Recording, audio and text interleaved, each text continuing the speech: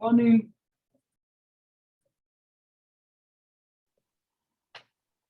Good morning.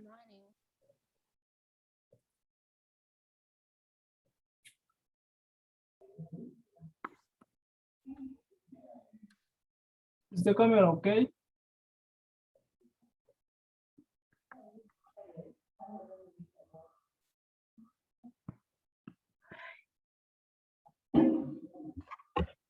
Are we able to see the board?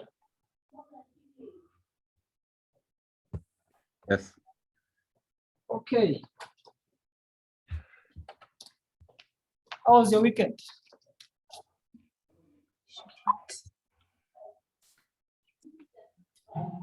Hello.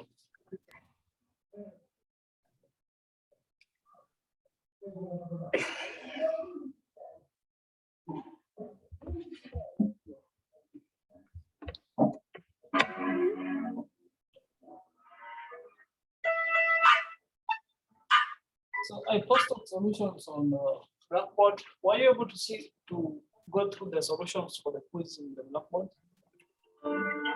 Yes. So you did well in the quiz. I stopped talking to Jessica. My friend was like, yo, what's up with Jessica? You guys don't even talk anymore. Oh, yo, Jessica, she told me that she will only roll with a guy that would treat her like a princess. So I left her message on scene. Sorry? Cinderella. Ace. Someone talking? So the score in the quiz was between 5 and 9.5, which was okay. Are there some questions which you would like us to go through from the quiz, or are the solutions I posted sufficient? Excuse me, sir. Sorry? Excuse me, sir. Can you kindly go through problem 3? Problem 3 3. questions in problem 3. What was it about?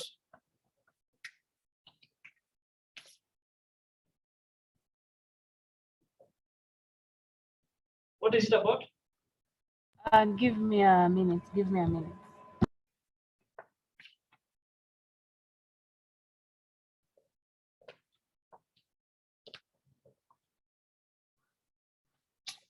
Please, if there's any problem that you would like us to discuss, kindly inform me so that we do that before we start today's class.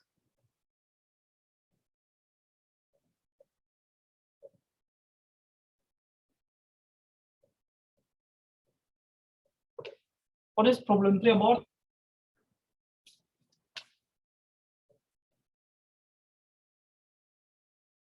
So it is find the domain of the expression. Find the domain. The expression 2y plus 1 over 2 minus over y minus 0 with a cross in it. I've forgotten the name. Minus theta. Okay. Yeah. What is the value of y when it's y is equals to I don't know what the sign is. This function expression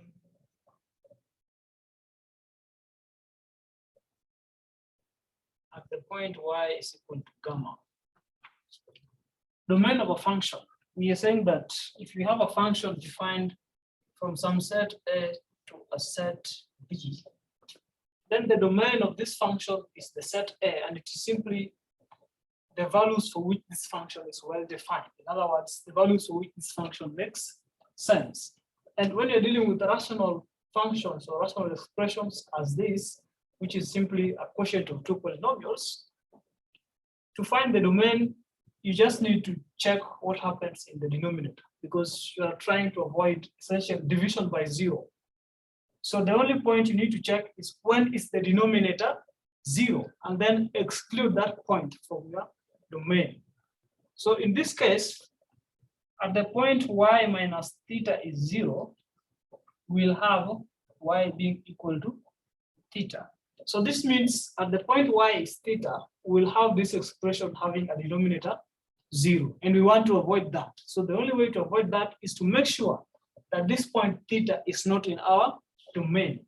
Therefore, the domain of this expression will be given by the set of the real line except the point theta. Or you can write this as it's given by x in R, such that x is never equal to theta. So that if you were to represent this in maybe a number line, so that is 0 all the way to minus infinity, and let's say theta is somewhere there, then your domain will have a hole. At this point theta, you will exclude the point theta, so that you will have a real line, but the point theta is excluded. So we put this hole to denote that it has been excluded from the domain. Because at the point theta, this function will be undefined. That is why we remove it from the domain. So given any rational expression, whether these are polynomials or they're just functions, to find the domain, just make sure you remove the point at which the denominator is 0. And for this case, the denominator is 0 at the point y is theta. So that is why we exclude the point theta from the domain of this expression.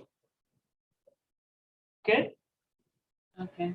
And then part B, we were asked to evaluate the value of the expression at the point y is gamma. This is very simple, just substitute y with gamma. So the value is simply going to be 2 gamma plus 1 divided by gamma minus theta. That is the value of the expression at the point y is gamma. I just replace y with gamma. And of course, because we are excluding theta from the domain, you know that this happens for all gamma equal to theta. So this value gamma can never be equal to theta because theta is not in our domain.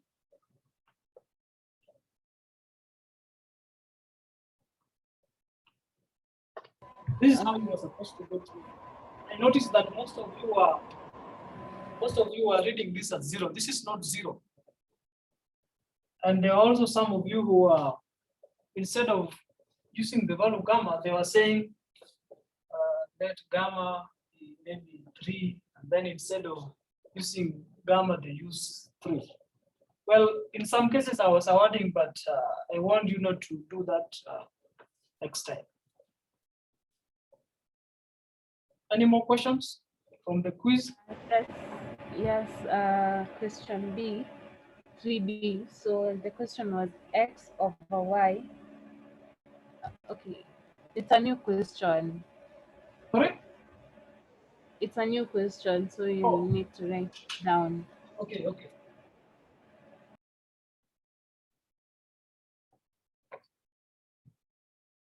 What's the question?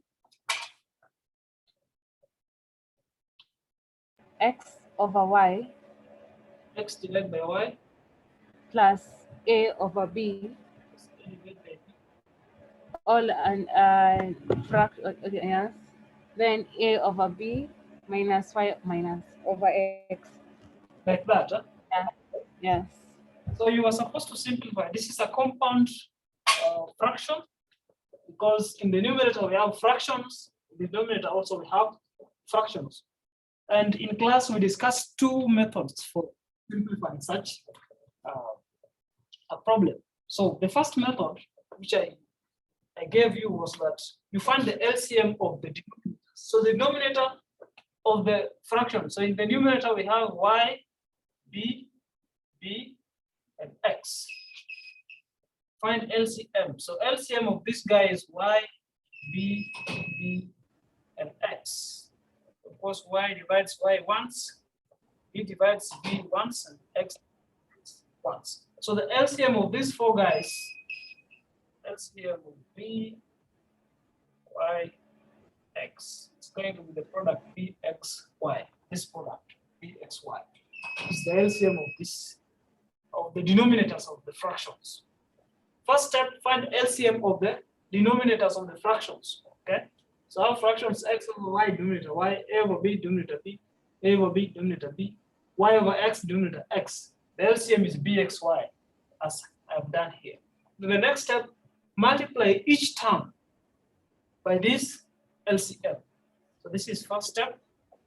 Second step, we take the LCM and we use it to multiply every term in the numerator and in the denominator. So we'll have x divided by y plus a divided by b. All these multiplied by bxy. Divide this by a divided by b minus y divided by x. All that multiplied by bxy. I'm simply taking the LCM of my denominators for the fractions and I use it to multiply each and every term. So I've got to open the parentheses in this case. So first I have bxy times this. Okay, let me write x over y times b plus a over b times bxy. All this divided by a over b times bxy minus y divided by x times bxy.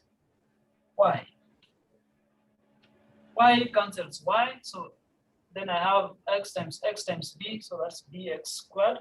This is from the first. Plus b cancels b, so second we have ax y. All this divided by, here b cancels b, and we have ax y minus, so here x cancels x, and then y times y is y squared times b, so we have b y squared. And you're home. You can leave your answer at this stage, or you can go ahead and factorize as some people are doing, which is still okay.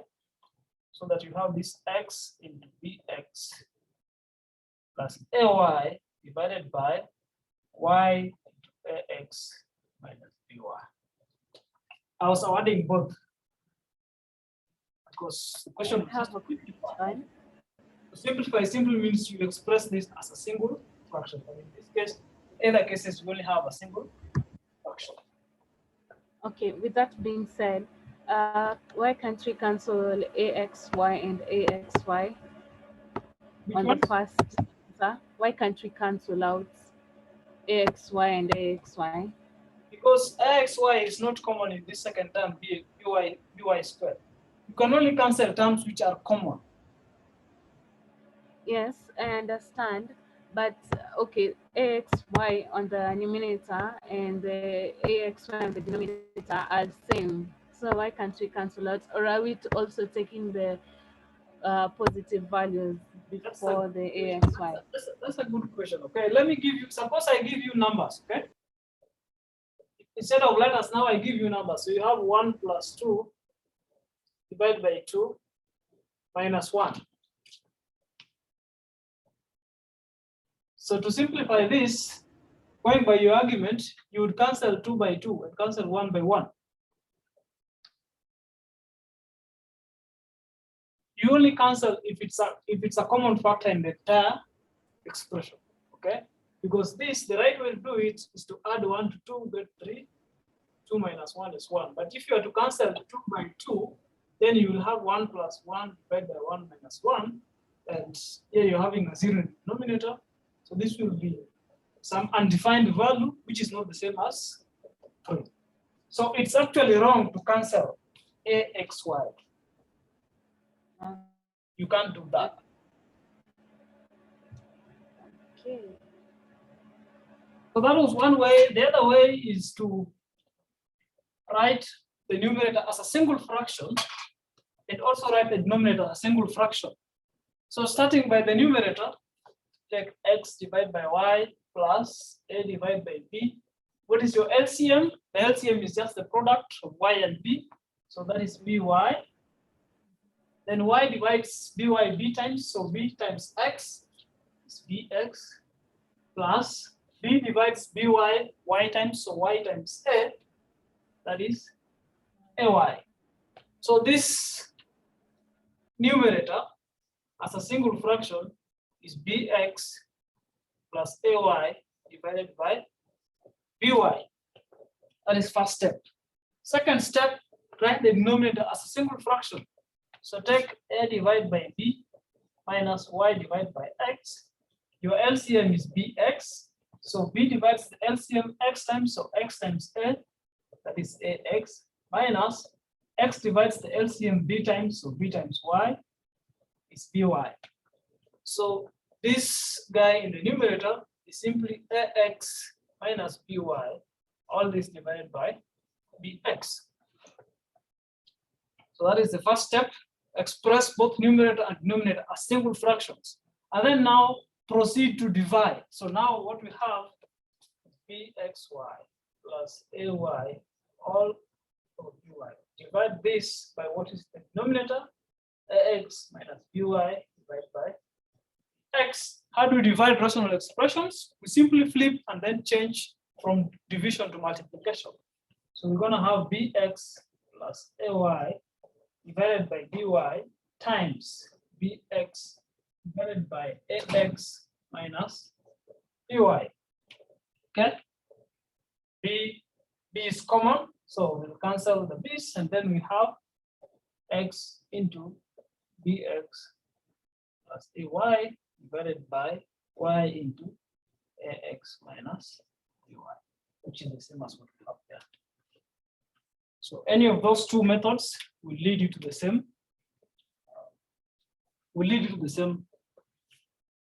answer, which is just a single fraction. Questions? Any questions on this?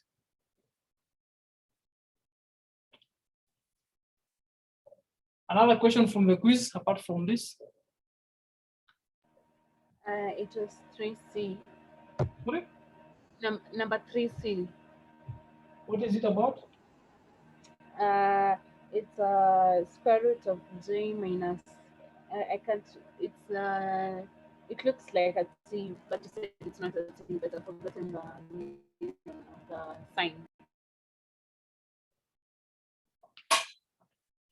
So you have square root of J minus 2 divided by A. You're supposed to rationalize the numerator. Okay? The numerator is irrational because of this radical symbol. Okay? So we said here, to rationalize the numerator, you multiply both the numerator and the denominator by the radical conjugate of this guy. Okay? Yes. So the first step is to obtain radical conjugate.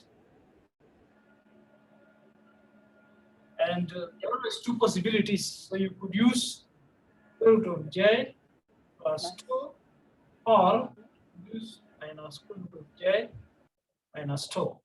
Any of these will make this rational. There are always two possible rational conjugates. And you can see they are of opposite sides. So if I add this to this, I get 0. So then take square root of J minus 2 divided by A, and multiply both by the same radical conjugate. So if I choose the first one, multiply both numerator and denominator. And this, I'm not changing the meaning of the expression because this is just 1. I mean, everything will cancel and I get back to the initial expression that we had. So we are not changing the meaning of the expression. It's like multiplying it by 1, which is an added, it's a multiplicative identity. So anytime you multiply by 1, you get what you multiply. So the board is blurry. Sorry? The board is blurry. The board is blurry. Yeah.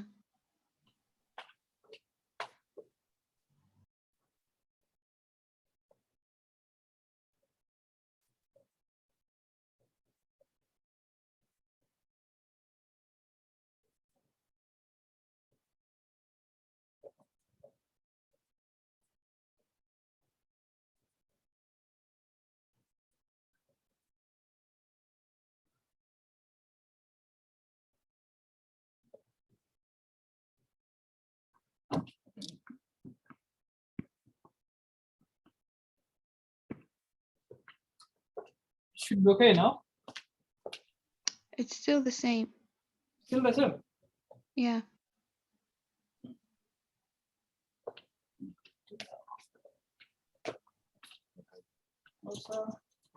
Is the camera clean? Yeah, the camera is okay.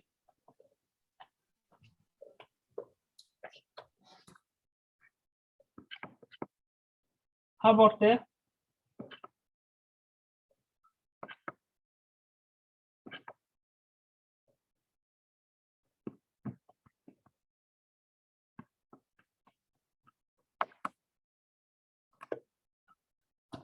Is this still blurry?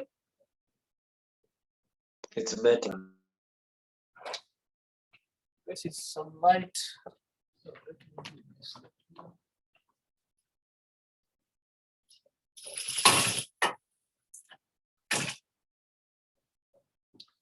Okay, so here I said you can use a difference of squares, right?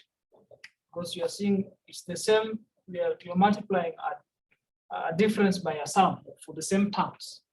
So in the numerator, I will have square root of j. Excuse me, you can see below. There. Squared We can't see down there. square root of j plus 2. Okay. Excuse me, we can see below there. That's too low. Let me check.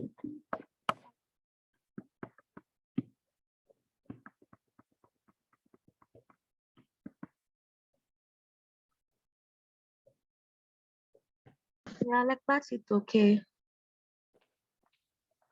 So if you square a square root, you get what is under the root. So that is j minus 2 squared divided by a, all multiplied by square root of j plus 2. And in this case, now we have the numerator is rational. So we have rationalized the numerator. The key step here is finding the radical conjugate. And then you take the radical conjugate, use it to multiply both the numerator and the denominator. And in multiplication of the numerator, to avoid mistakes, make use of the difference of squares. So some people are up to this stage and then they were trying to open up the brackets and they end up forgetting that this middle term will cancel out. So if you use this difference of squares, you will not have a problem of having these terms, t times root of j, because it will eventually disappear. If you use this, you will not run into that trouble. But if you want to expand the whole thing, you might end up messing with some signs and leave in your answer some root of j still appearing in the numerator. That's a mistake I noticed in some people's work. Excuse me, sir. Yes, Could you please repeat this? this rationalization. Yeah, please. Sure, we can do that. So if you want to rationalize square root of j minus a minus 2 divided by a, I said the first step, find the radical conjugate. Okay, and the radical conjugate in this case, to obtain the radical conjugate is very easy. Just change the sign of any of the terms. I could choose to change this to positive and I get this radical conjugate, or I could choose to change the sign of the first one as negative and I get this guy. Okay.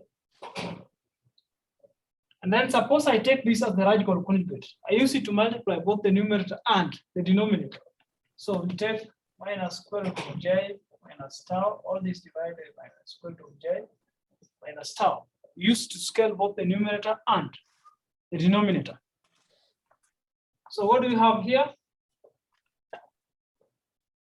We want to use a difference of squares, and you notice here, we can write this as minus t plus square root of j times, I've just flipped. So instead of this first term, I just started minus 2 plus this because there's a silent positive sign here.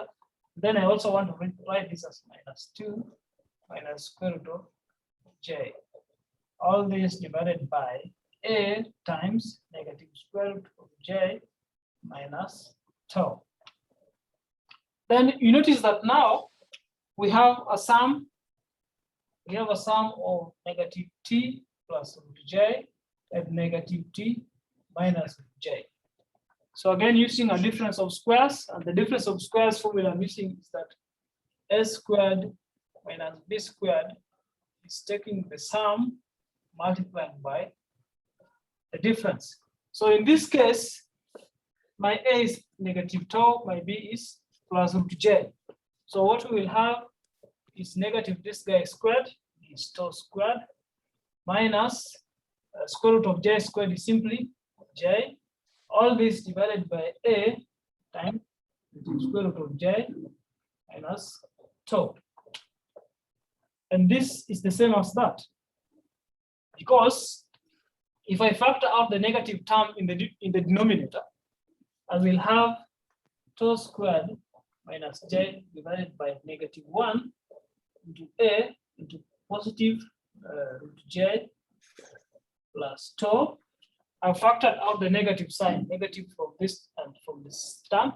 Then I can take this negative term up and we will have j minus tau squared divided by A into square root of j plus tau. So whichever radical conjugate you decide to use, you'll always get the same rationalization at the end of the day.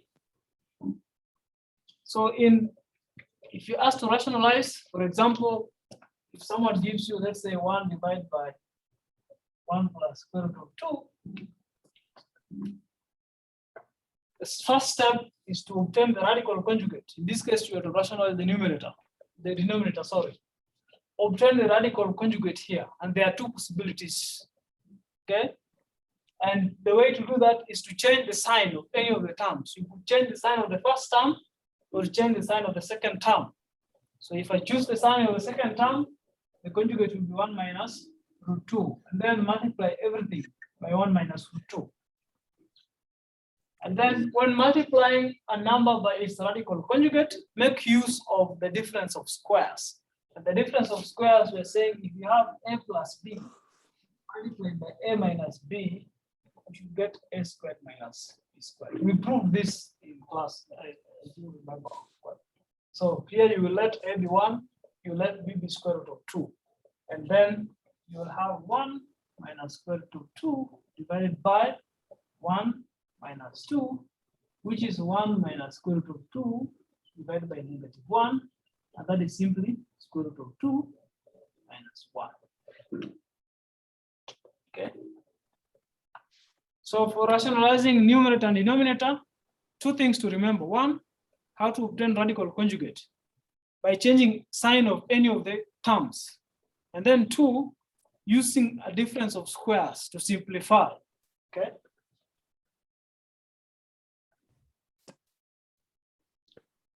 Any more questions? So number 2A, if you may. Number 2A, what is it about? Alpha x plus 4 into brackets beta. You say alpha x plus 4 bracket beta x plus 6, and then Minus 5 5 bracket beta plus 6. beta x plus 6. Huh? So even the nini is in bracket.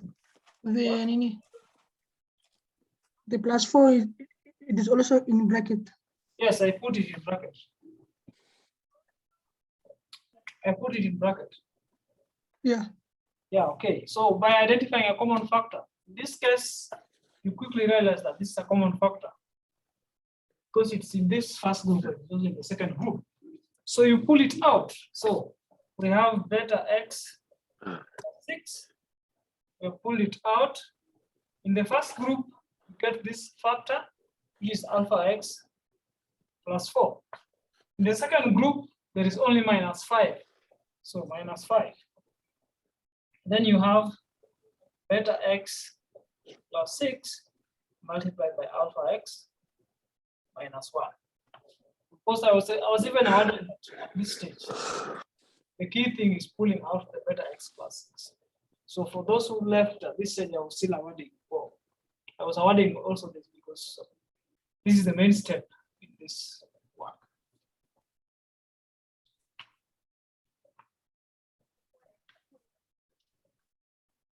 Any question? I have a question. Yes. If you wrote, if you changed the brackets and you put the last bracket as first and the first bracket is last, does that change the meaning or the answer, or will it become wrong? Write it like this. Yes. Same thing, because it's just multiplication. We said multiplication is commutative. So AB the same as BA. Doesn't change the meaning. This is still okay. Okay. Sir, could you please repeat what you've done? I'm a bit lost. What I've done from here. Yeah, yes. Sure, you can do that. So you are supposed to factorize this expression. Factorize this expression by identifying a common factor. And the common factor is simply that term which applies in both, which appears in both groups. So you could have this as your first group, this as your second group. Then look for a term that appears in both of them. In this case, beta x plus 6 appears in the first group, and beta x plus 6 appears in the second group. So to factor is simply to pull out that common term. So we have outside beta x plus 6, which we want to pull out. In our first group, we have alpha x plus 4 times beta x plus 6, which means if you were to divide this by beta x plus 6, we would get alpha x plus 4. So here we have alpha x plus 4. In the second group, if you were to divide by beta x plus 6, you get a negative 5. Remember, this negative is multiplying everything inside the bracket. So here we have a negative 5. And then now you just have beta x plus 6, and then alpha x, then 4 minus 5 is negative 1.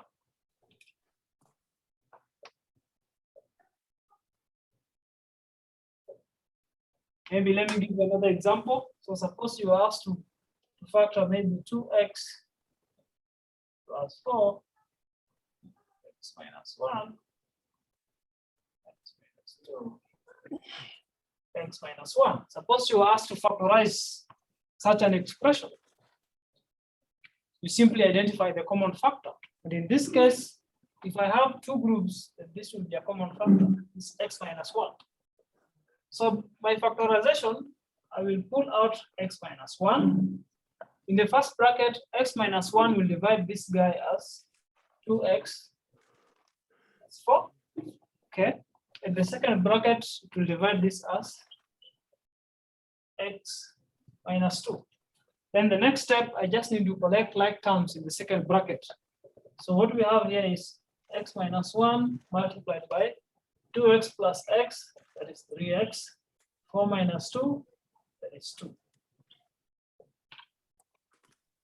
To factorize, by identifying a common factor, just take the common factor and pull it out from the grouping of the terms that you have in the expression. Does that help? Yes. Good. Any more questions? Any more questions?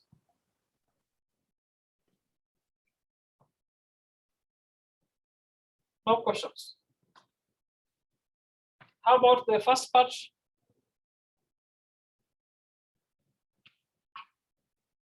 Are the solutions clear?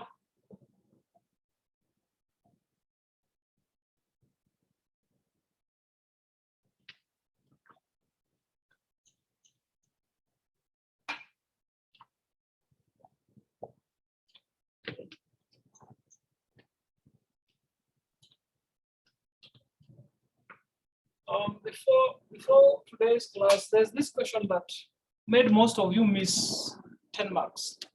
Some of you almost got 10 marks, except for this question. There was x minus 4 minus 3 x cubed. What was it? Plus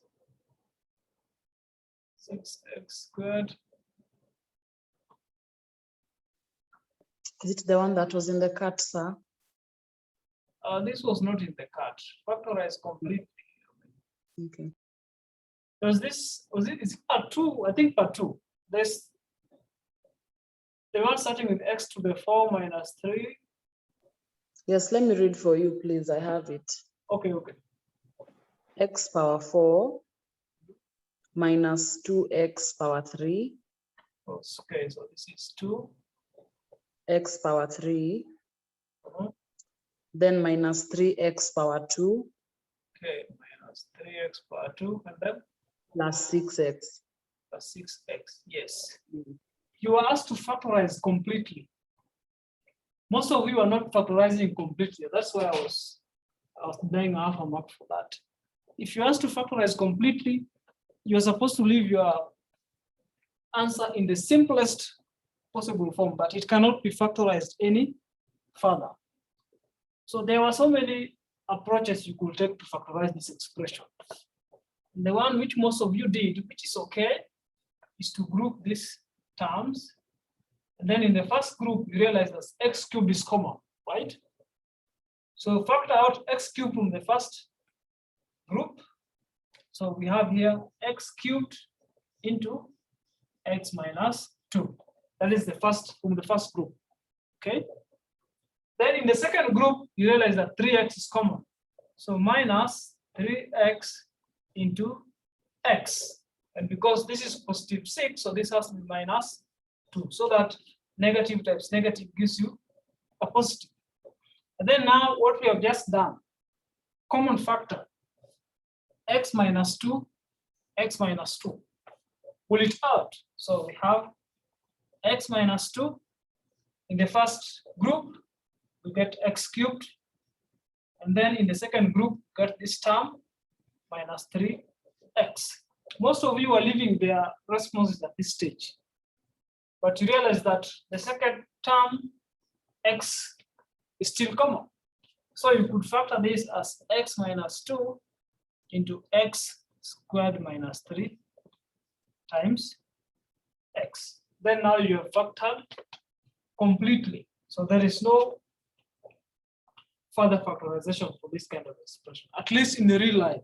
You could still factorize this, but it will have to be in the complex plane because you get complex numbers. Square root of 3 is not a real number.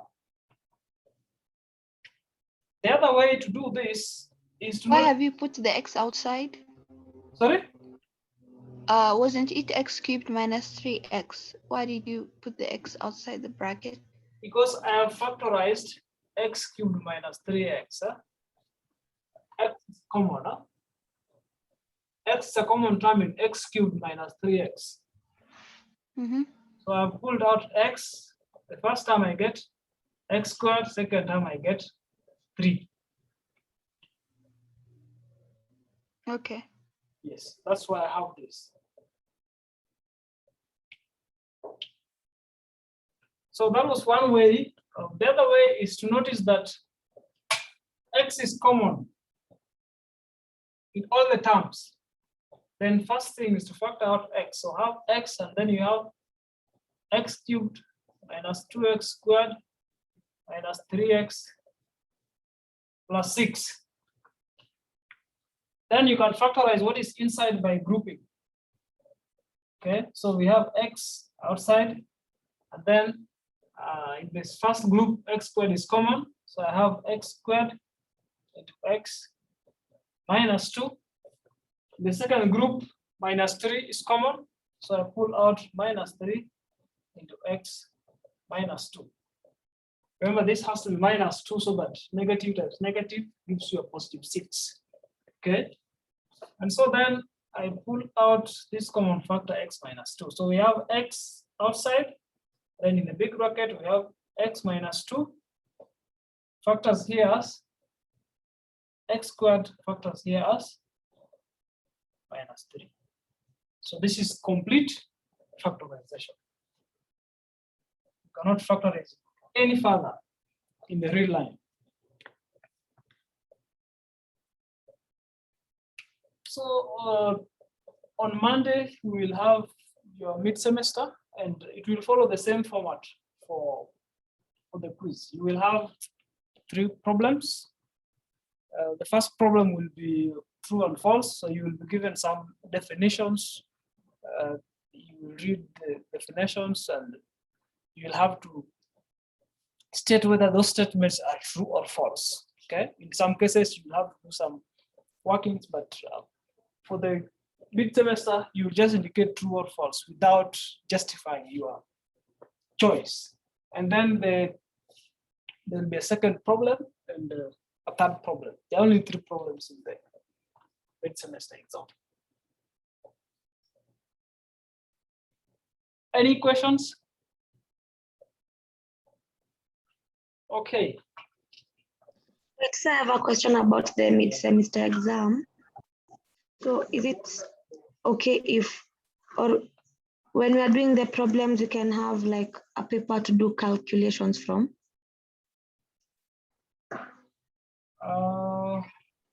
Yeah. Or like to work out something, how are we going to work it out before we get to the final answer?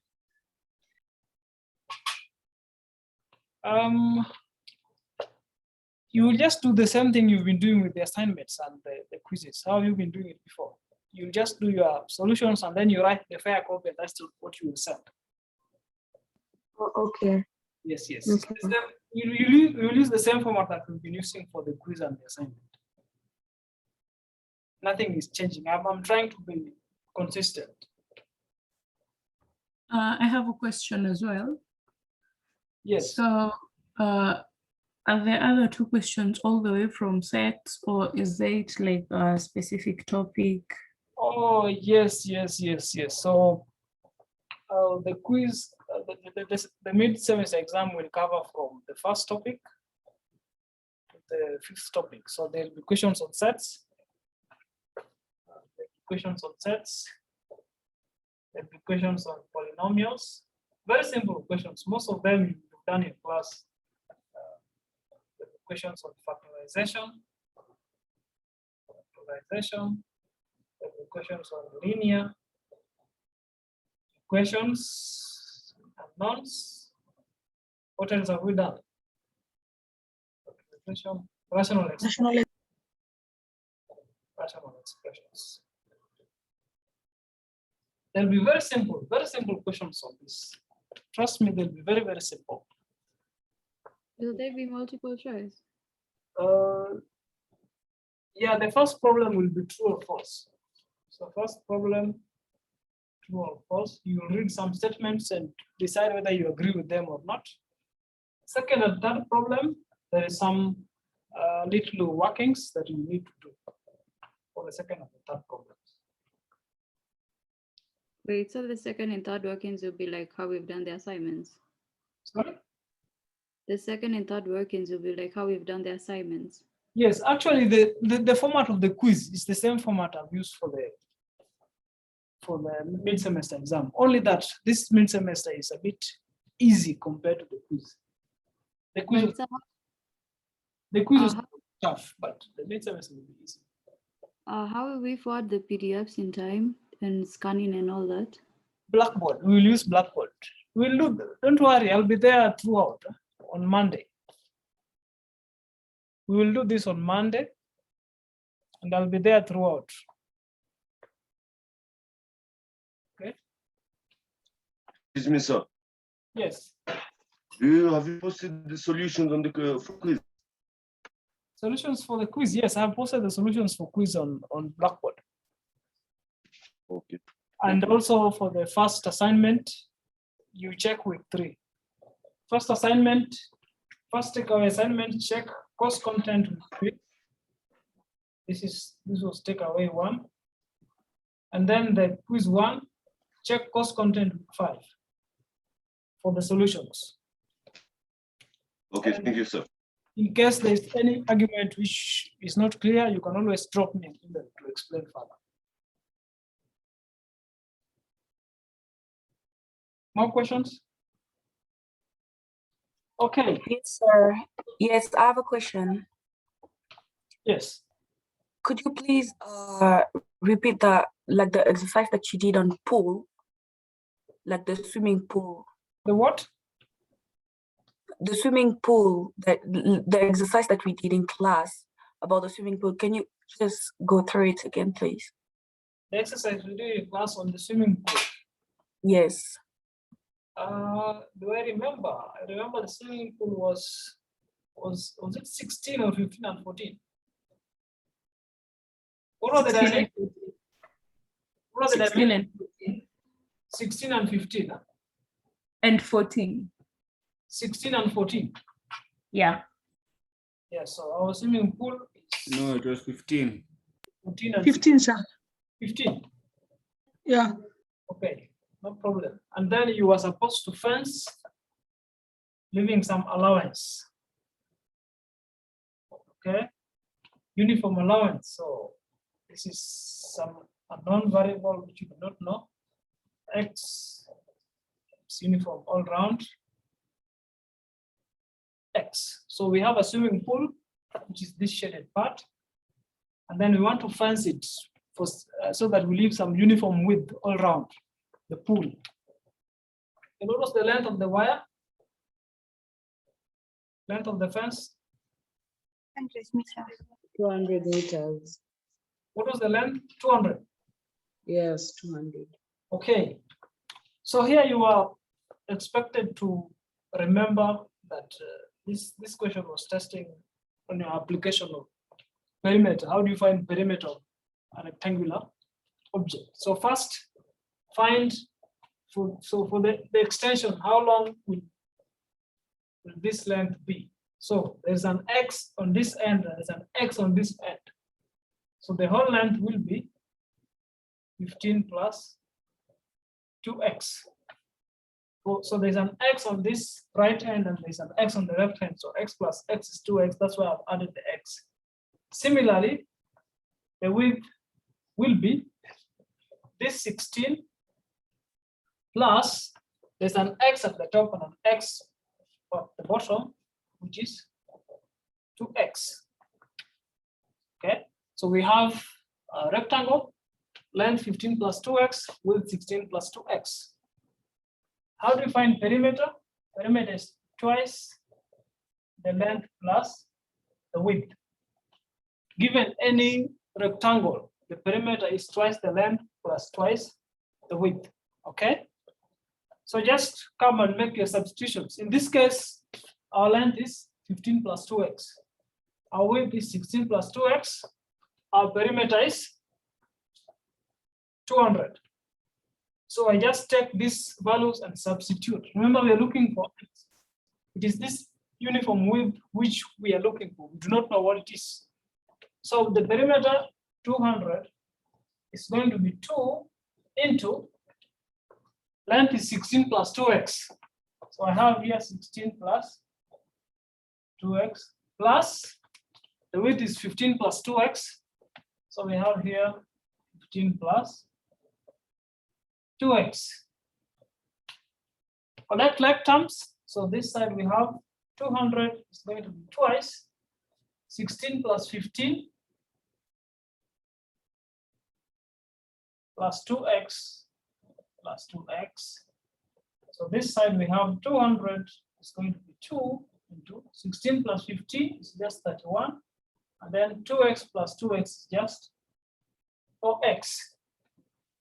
Then open this bracket, 200 is just 62 plus 8x. So this is a linear equation. How do you solve it? Subtract 62 from both sides. So you have 200 minus 62 should give you 8x. What is 200 minus 62? So that's 138 is equal to 8x. And therefore, to obtain x, multiply both sides by 1/8, so that x is 138 divided by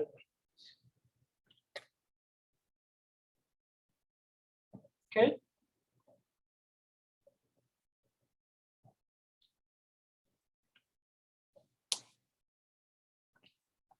So this uniform width will be this further 138 divided by 8.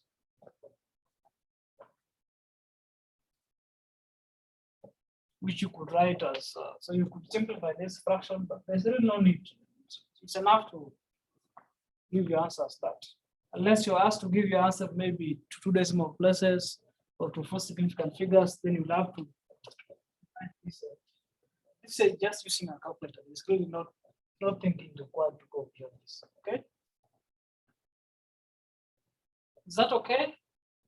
Yeah, we will have this kind of exercises like this kind of exercises during the midterm exam.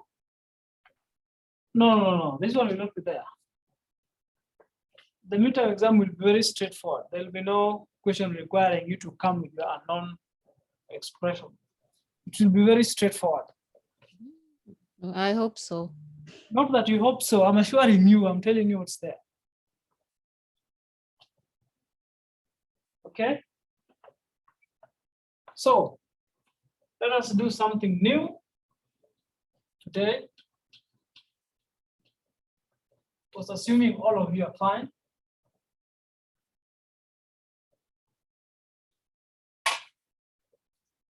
Today, let us talk about exponents and roots.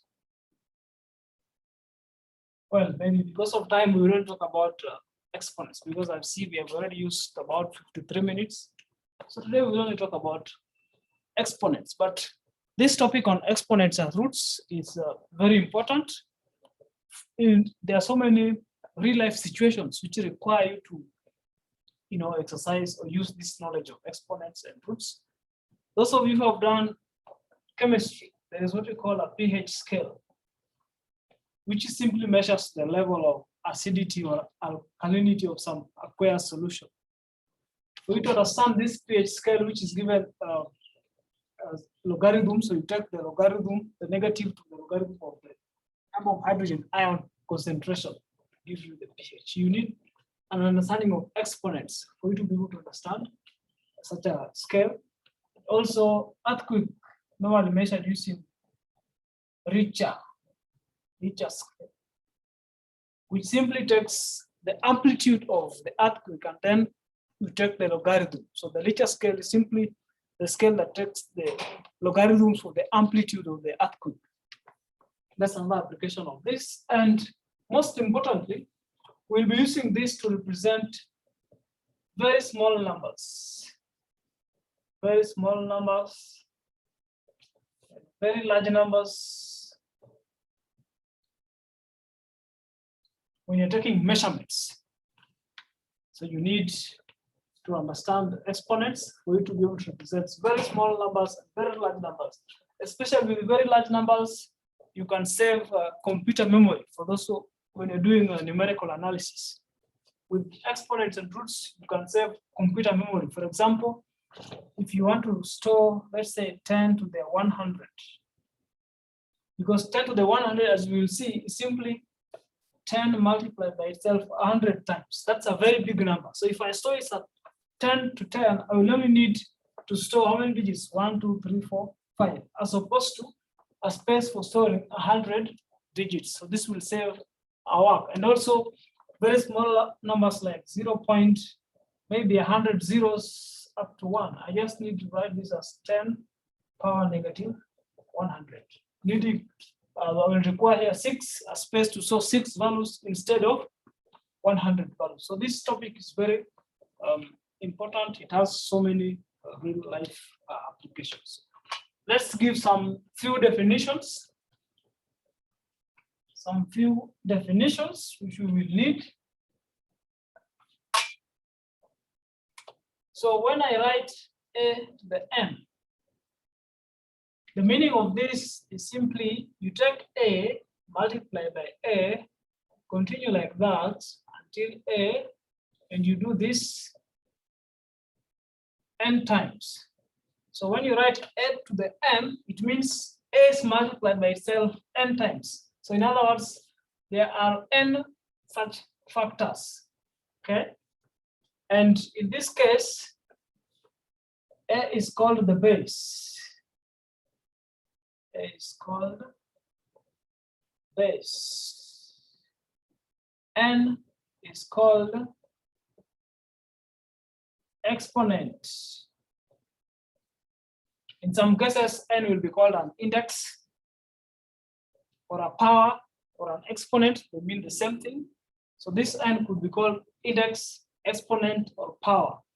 A is called the base. So let's see some few examples of this. When you have an expression like 3 squared, that is simply 3 multiplied by 3 twice, which gives you 9. Maybe I should start by 1. 2 to the 1 simply 2. So any number raised to 1 simply gives you back that number. 10 raised to 1 is 10. 5 raised to 1 is 5. Okay? For example, let me take negative 2 power 5. This simply means I take negative 2, multiply by itself 5 times. So this is the same as negative 2 times negative 2 times negative 2 times negative 2 times negative 2. And this should give you negative 32 if you work it out with your calculator. And be very careful when dealing with exponents that involve negatives. So if this is enclosed in a bracket, then the negative is also part of the exponent. But if I have something like negative 2 raised to the 5, then this negative is not in any way involved with the exponent. This is simply going to be negative of 2 times 2 times 2 times 2 times 2. I do it 5 times because 5 is my exponent. So that is going to be negative 32. Not this difference. Okay? How about fractions? You could also have fractions. So let's say you have something like half. Repeat the difference Sorry? between the Sorry? I'm saying, could you please repeat that difference between those two? The difference between these two is that when you have a negative enclosed in a parenthesis like this, then it's also part of the exponent. So I'm having every negative 2, negative 2, negative 2, negative 2, negative 2. This is different from when I just have a negative of 2 to the 5. So in this case, I'll have negative of everything, but it's only 2 that is affected by the exponent. Well, in this case, they don't really look different. They're actually the same because this is an odd number. Suppose I had negative 3 cubed.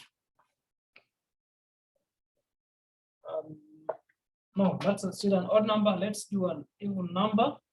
Yeah, negative 3 to the 4. That will be, the meaning of this is negative 3 multiplied by itself 4 times. So minus 3 times minus 3 times minus 3 times minus 3. Okay? What does that give you? Of course, you know a negative times a negative is positive. So first, negative 3 times negative 3 will give you 9. And then negative 3 times negative 3 will give you 9. So this actually gives you 81. So when we have a negative inside, we are getting a positive 81. How about negative of 3 to the 4? So in this case, the negative is not part of the exponent. So what we have is just negative of instead 3 times 3 times 3 times 3. And in this case, you get negative 81. You notice that in this case, you get different responses or different answers. One is positive, another one is negative because of how we treat this negative when there's an exponent. So the negative is only involved in the exponent if the base has been raised to, the base has been enclosed. So in this case, the base is negative 3. The whole negative 3 is the base here, and the exponent is 4. But for the other case, we only have 3 as the base and 4 as an exponent.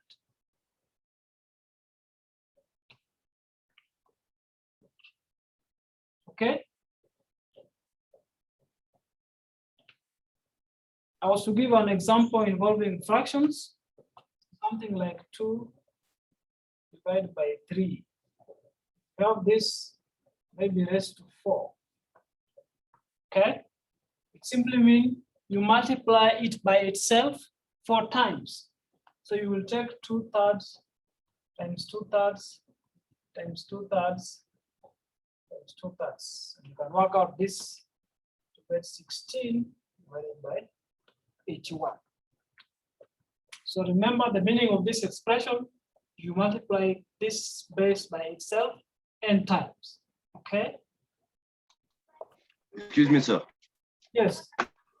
So how comes in the way you write -3 into the 4, the answer is 81, positive 81, but in the top one, -2 into power 5, it's -32. Yet a negative and a negative positive. This is the difference. No, the top one, sir. This one? Yeah, and the other one that is on top of it 2 times, like negative. Yeah, this is positive 21. The first one, -32. 82. 32, the top one, -2 in brackets 5. This one? Yeah. Yes, I get, because so here, -2, -4, right? Hello? Yes, yes, sir. And then -2 is also 4. 4. And then there's a -2 remaining here, okay? Yeah. So 4 times 4 is 16. So we have 16 times -2, which gives you -32. Right, thank you, sir. I've understood. Okay, you're welcome. Let us look at some rules when dealing with exponents. You will need this to help you simplify certain expressions. And the first rule is addition of exponents. Addition of exponents. So this rule simply tells you if you're multiplying bases, terms that have the same base, different exponents, just add the bases. So a to the m multiplied by a to the n is simply a to the m plus n. And this is very easy to see from the definition. We know that by definition, a to the m is simply a multiplied by itself m times. And we know that a to the m is a multiplied by itself n times. So when you take a to the a to the m times a to the n, you're simply taking first a multiplied by itself m times, you multiply that by a multiplied by itself n times. So in total, you have m and n. So in total, you will have a multiplied by itself m plus n times. So anytime you're multiplying two terms which involve the same base, just add the indices. For example, if I give you 2 squared times 2 cubed, in this case, the base is 2. This will simply be 2 to the 2 plus 3, which is 2 to the 5. Okay? If you're given 2 to the minus 4 times 2 to the 10, this is simply 2 to the minus 4 plus 10, which is 2 to the 6. Multiply terms with the same base, add the exponents. Is that okay? Then the second rule is called the zero exponent. Zero exponent. So let us say we have a to the 0, multiply this by a to the n. What have we said about multiplication? You simply add the exponents, okay? So I've taken a case where m is 0. I have a to the 0 multiplied by a to the n. By addition of the exponent rule, this should be a to the 0 plus n. What is 0 plus n? What is 0 plus n? N. 0 plus n, just n. So this is simply a to the n. So let's see what we have here. We have here that a to the 0 multiplied by a to the n is a to the n. Divide both sides by a to the n. So divide this side by a to the n, divide this side by a to the n. What do you get? You get that a to 0, because a to the n cancels itself, this side, right? The other side does the same, so that a to the 0 is 1. Always remember that any number raised to the 0 is always 1. Any number raised to the 0 is always 1. Of course, I want to avoid controversies, so it must not be 0. Okay. 0 to the 0 is not defined because it's like taking 0 divided by 0. So any number raised to 0 is 1. So 2 power 0 is 1. 1 million power 0, that is just 1. 2021 divided by 2022. All these raised to 0 must give you 1. Any number which is different from 0, if you raise it to 0, you always get 1. That is what the 0 exponent tells you.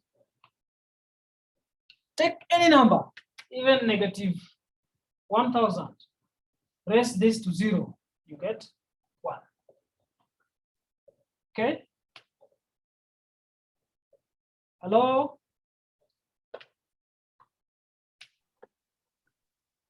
Hello? Is there any question? No. No, sir. No question. Good. Let's talk about the negative exponent. Negative exponent. Okay. So let's see. Suppose you have a to the n multiplied by a to the minus n. So this is multiplication that involves the same base. But the first rule, addition of exponents, we add the exponents. The exponents in this case are n and minus n. So this should give us a to the n minus n. What is n minus n? 0. 0. So this should be a to the 0. What is a to the 0? 1. A to the 0 is 1. So you have that a to the n multiplied by a to the minus n is 1. Divide both sides by a to the n. So this side divided by a to the n, this side divided by a to the n. What do we have? A to the n cancels itself on the left-hand side. So this other side we have that a to the minus n is simply 1 divided by a to the n. This is another rule to remember, that to change the sign of an exponent from negative to positive, you simply take that term downstairs. So make it in the denominator and the sign changes from negative to positive. Okay? So for example, if you're given 2 to the minus 1, in this case, a is 2, n is minus 1. This is simply 1 divided by 2 to the 1, which is a half. If you're given, let's see, a fraction, 2/3 minus 2. So in this case, a is 2/3, n is negative 2. This should give you 1 divided by, the fraction is 2/3, but now we change this to squared from negative to positive. Okay? And you see this will give you, so 2 squared is 4, then 1 is 9. So this gives you 9 divided by 4.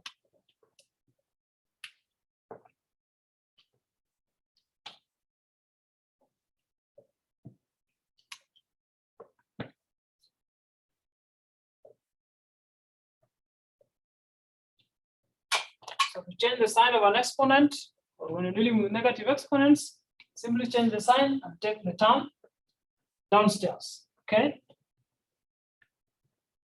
Another rule which you will need is called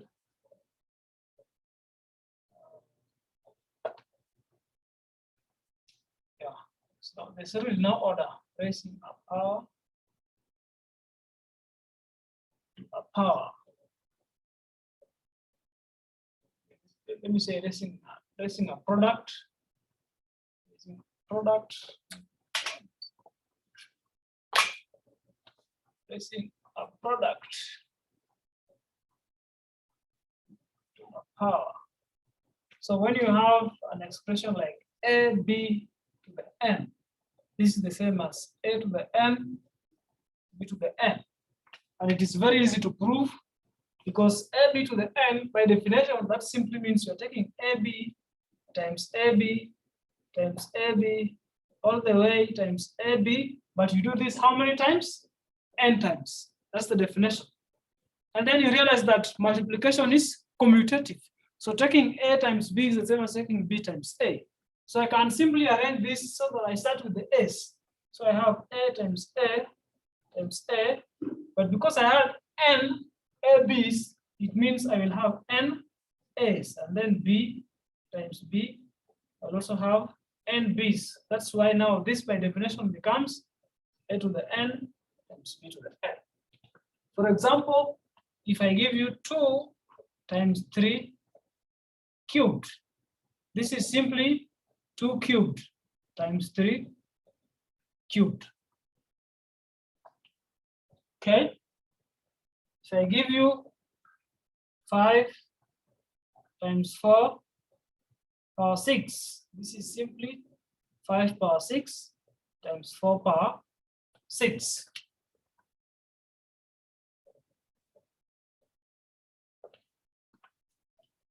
The next rule which we need is called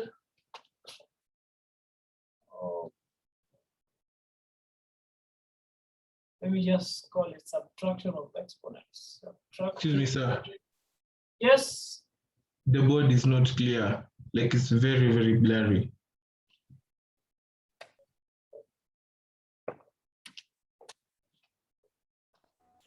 Yeah.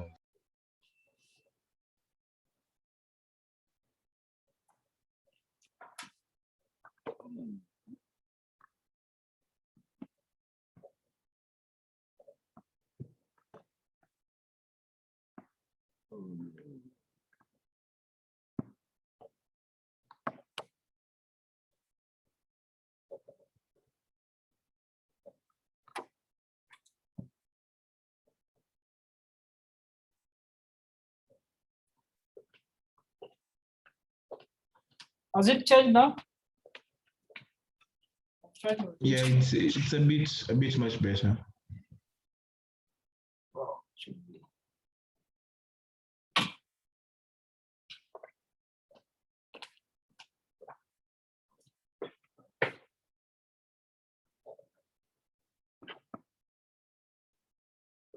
Okay. Subtraction of exponents. So suppose you are dividing. You're dividing, let's say you're dividing a to the m by a to the n, which we like to write as a to the m divided by a to the n. Then simply subtract the exponent of the divisor of the exponent of the dividend. So you have a to the m minus n. And this is very easy to see. A to the m divided by a to the m, by definition. So in the numerator, we have a multiplied by itself n times. So we have a times a times a. You do that m times. And then in the denominator, you have a multiplied by a multiplied by a n times. Then how do you do definition? You cancel like terms. Huh? So a will cancel a will cancel a will cancel a. All the n terms in the denominator will cancel n terms in the numerator. So that you simply have a, but now to the m minus n, because the n terms in the numerator will cancel all the n terms. So what will remain is m minus n. For example, if you're given 3 to the 6 divided by 3 to the 4, this is simply 3 to 6 minus 4, which is 3 squared.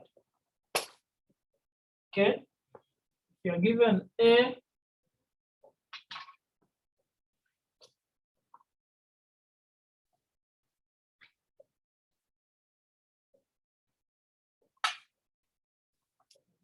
x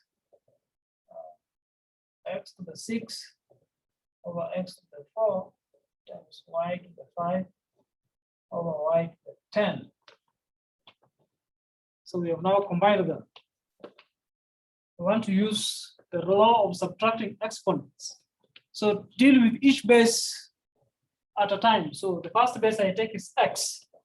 I will have x to the 6 minus 4, where 6 is the exponent in the numerator, 4 is the exponent in the denominator.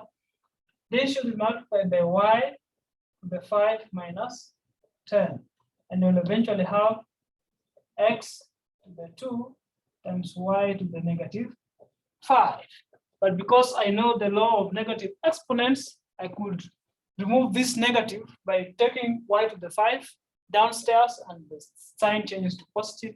So this is the same as x squared divided by y to the 5. Okay. So I have a question. Go ahead. So what if we put y to be y and 1 over 5? Y and 1 over 5. Yani y raised power 1 over 5. Power 1 over 5. Yeah. That's a fractional exponent. We will look at that when we're dealing with roots. But here the rule that I used is the law of negative exponent, that a to the minus n is 1 divided by a to the n. That is the rule I used here. So where a is simply y and negative n is negative 5. That is what I used here.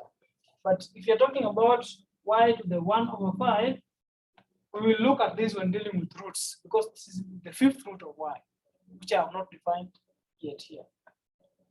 Okay. I have a question. Integer exponents. Go ahead. Okay, sorry to take you back, but when you're saying raising a product to a power, Yes. and then when you give 2 over 3, 2 times 3 bracket into bracket squared, I mean with it weight into bracket squared, that means it's 2 squared times 3 squared, right? Yes. So then after that, do you do 2? Okay, 2 squared is 4, 3 squared is 9. So after you do that, do you do 4 times 9, or do you leave your answer as 2 squared, 3 squared? You do 4 times 9 and get that. I'm just showing you how to simplify this. Oh, okay. Thank you. 6 squared. Okay. Thank Don't you. leave your answers as, even this one, you should not leave your answer at 3 squared, you should leave your answers at 9. Here, okay. I'm just showing you how to use the rules. So the other rule we have is raising a fraction to a power. So suppose you have a divided by b raised to the n. This is simply a to the n divided by b to the n. And this is very easy to prove. By definition, ab raised to n is simply a divided by b times a divided by b. You're multiplying this n times. So I can just choose to take the s in the numerator. There are n of them. So I just have a to the n, and the b's in the numerator also n of them over b to the n. But I think I've given examples of this before. 2/3 cubed is just 2 cubed divided by 3 cubed. 2 cubed is 8, 3 cubed is 27. if you have something like a half power -2, of course. So first of all, this will be 1 divided by a half squared. I'm using the law to remove the negative exponent, so I have to take this guy downstairs, and then this is the same as 1 divided by 1 squared. Excuse me. You can only see the upper part, the numerator. You can see the denominator.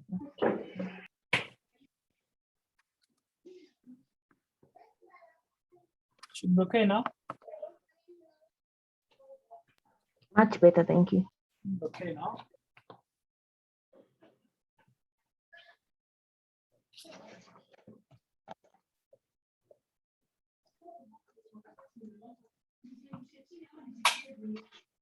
Okay, so what does this give you?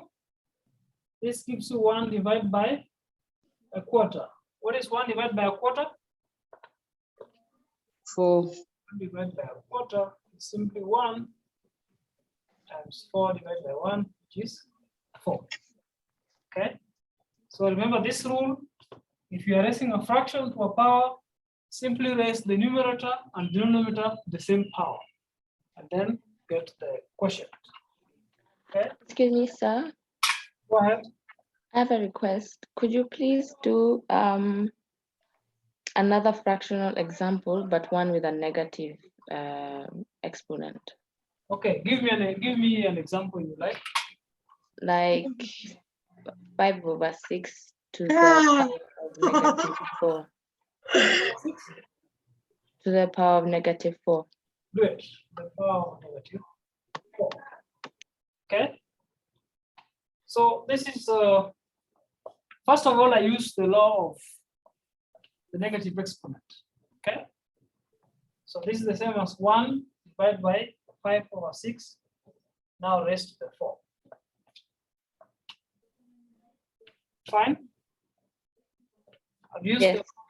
a to the negative n is the same as 1 over a to the n. In this case, a is 5/6. Okay. And now the law of raising a fraction, this is going to be 1 divided by 5 to the 4 divided by 6 to the 4. What is that? 5 to the 4 should be 625. 25. And this to the 4. 1296. Is it 1236? 1296.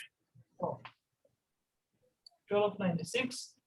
And so your answer will be 1 divided by this fraction is simply 1296 divided by 625. And of course, that reminds me, there is another law to do this directly without having to go through this. Okay. So raising a fraction to a negative exponent. Let's see what that will give you, and we will use this same example. Raising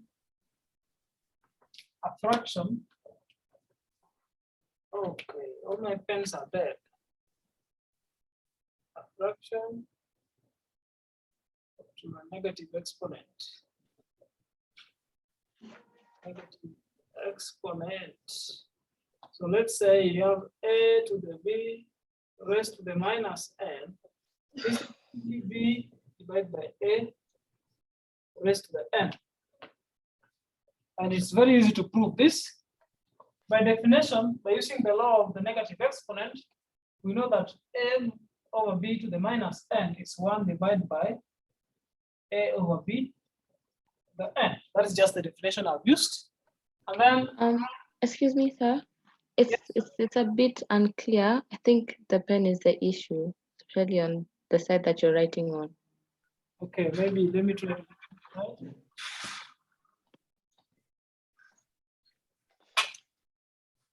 I want to show that a divided by b to the minus n is the same as b divided by a to the n. And by definition of negative exponents, we know that this guy means 1 divided by a over b, now raised to a positive exponent because we have taken this guy downstairs. By the law of raising a fraction to a power, this is the same as 1. Let me say 1 divided by a to the n divided by b to the n. How do you divide fractions? Simply change to division and flip. So we have 1 times b to the n divided by a to the n. And when you're raising both numerator and denominator to the same power, it is the same as taking a fraction raising to the n. So coming back to your example, if I was to compute 5 over 6 to the negative 4, I was to compute 5 over 6 to the negative 4, I would simply change this exponent to positive, and then I flip the fraction. So 6 becomes the numerator. So I have 6 divided by 5 all raised to 4. So that I have this as 6 raised to 4 divided by 5 raised to 4, and you'll eventually get 1296 divided by 6, 25 as we have there. Okay. Then the last rule that we will discuss today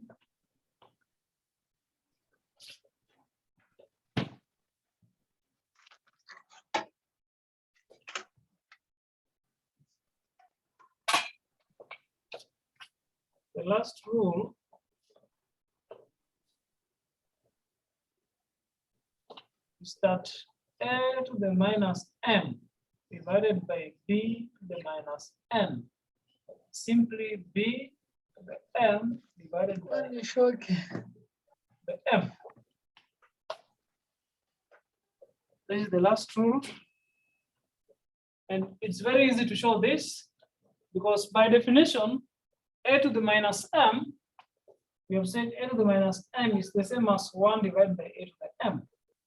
Divided by b to the minus n is simply 1 divided by b to the n. How do you divide fractions?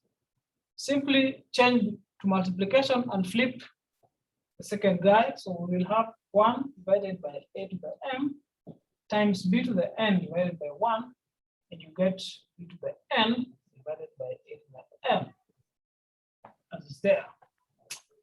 So for example, if you are given Abdiakim, please mute. Who is that? Abdiakim. We are having bases, different bases with negative exponents. If you want to do away with the negative exponents, we will just switch the base in the numerator to the denominator and the base in the numerator and change the sign of the exponents. So what I have in the numerator is 4 to the minus 2. I will have in the denominator as 4 squared divided by what we have up is 2 to the minus 3. So we have here 2 to the 3. It gives you 16 divided by 8, and you get 2. Okay, suppose someone gave you s to the minus 4 divided by q to the minus 6. What will that give us? Using this law? Q to the power 6 over s to the power 4. Divided by s to the 4. Now, using these rules, most of the questions will be asked will be combining these rules, okay? We'll be expected to use more than one rule. So quickly, let's look at an example. Let's say 2a cubed b to the 6 multiplied by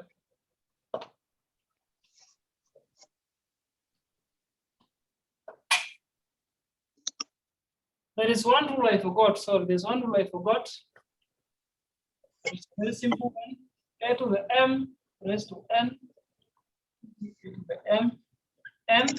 So if you are raising an exponent to another power, you simply multiply the exponents.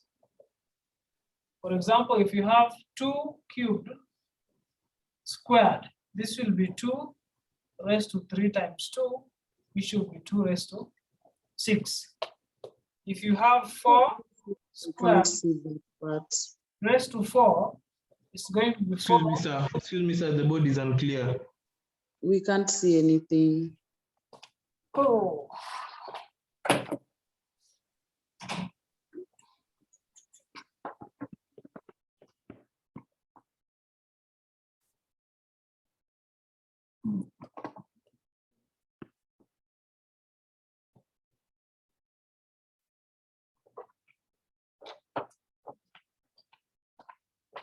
Maybe let me move it closer.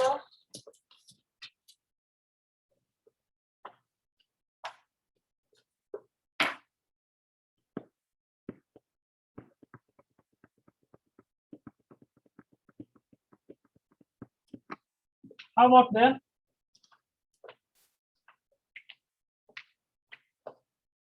How about here now? Still a Much bit. better then. Not visible.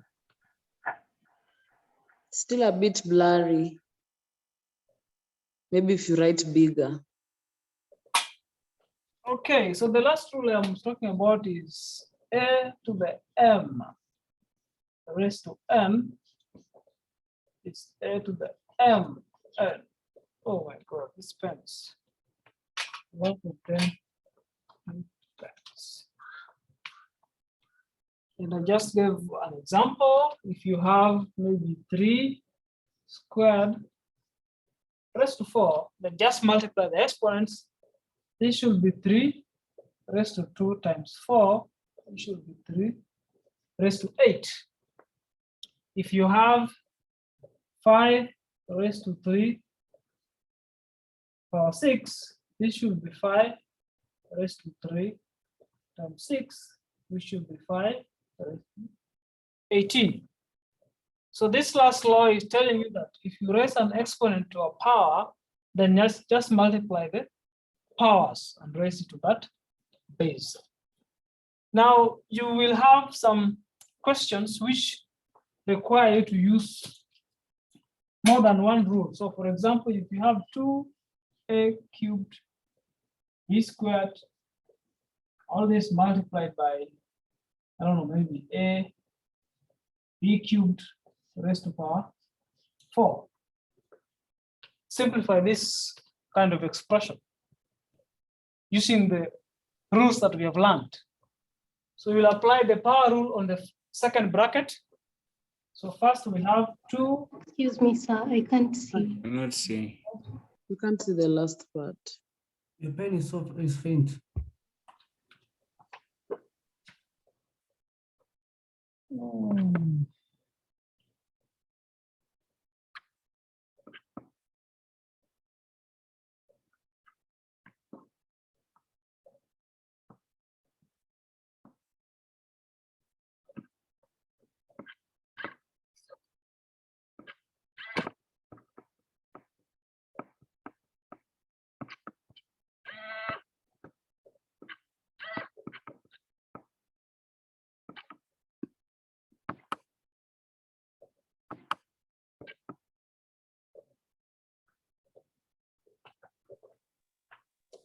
Still not visible.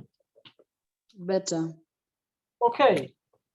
So in the second bracket, we are having, we will need to apply the power rule.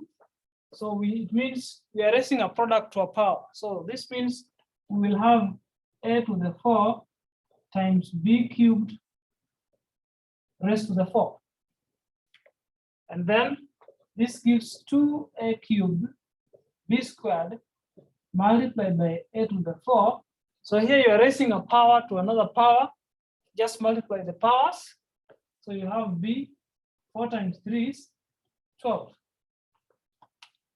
Then you realize that a and b are common bases, so we can add the exponents.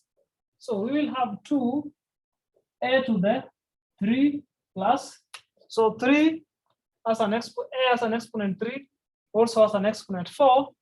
So we want to have combine them, so 3 plus 4, and then b to the 2 plus 12.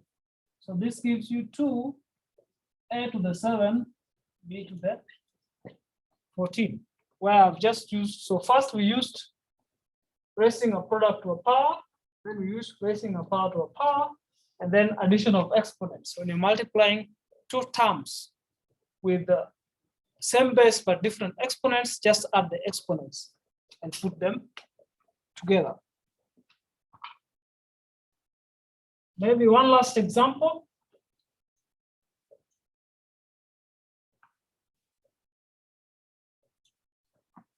One last example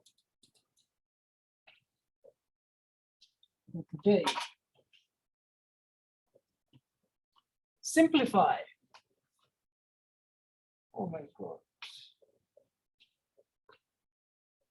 6s to the minus 4 t cubed divided by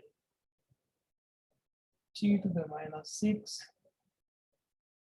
s squared times x divided by y cubed. Simplify. So when you ask to simplify such kind of an expression, it means each and every base must have just one exponent. Okay? So we don't want to have an s to the minus 4 and s to the 2, t to the 3 to the minus 6. We want each base to have just one exponent. There are so many rules to use here, and you're not restricted. Use any rule that works for you. So for example, I know that to remove the negative indices, I will just change the position. So if it's the numerator, I take it to the denominator. If it's in the denominator, I take it to the numerator. So for that reason, I will have 6, and then t to the minus 6 in the denominator comes up, so I have t to the 6, and then times t cubed divided by s to the minus 4 in the numerator becomes s to the 4, then we have s squared times, we have a fraction raised to a power. So instead of x over y cubed, I will have x cubed divided by y cubed. Then just combine, so add the, where there's multiplication for the same base, add the exponents. So we have 6t to the 6 by t to the 3. We will have this as 6 t to the 6 plus 3 times x cubed. All this divided by s, the 4 plus 2 times y cubed. And that gives you 6 t to the 9 x cubed divided by s to the 6 y cubed.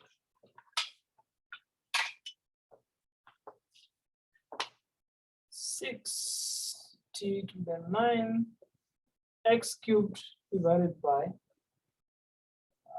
s to the 6 y cubed. So you will find questions which require you to use more than one rule at the same time. Any questions? Any question?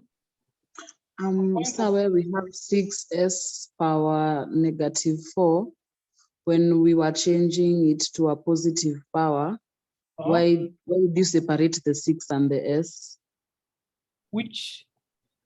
At 6s power negative 4 at the top. Okay. Yes. When we were changing power negative 4 to a positive. So it goes to the denominator. Yeah. So why did you separate the 6 from the s and you gave t the s? And you gave t the 6, sorry. T6 goes up because t negative 6 is, I mean, in the numerator, in the denominator. So if I take it up, it becomes positive. Yes, I agree with that. I'm saying I thought the answer should be t to the power of 6, t to the power of 3 over 6s power 4. No. Remember, s and 6 are different bases. 6 is also a base, but it's raised to power 1. Okay. Yeah, so they are different bases. 6 is the same as 6 raised to power 1. That's why I left it in the numerator, because its exponent is positive. Any more questions?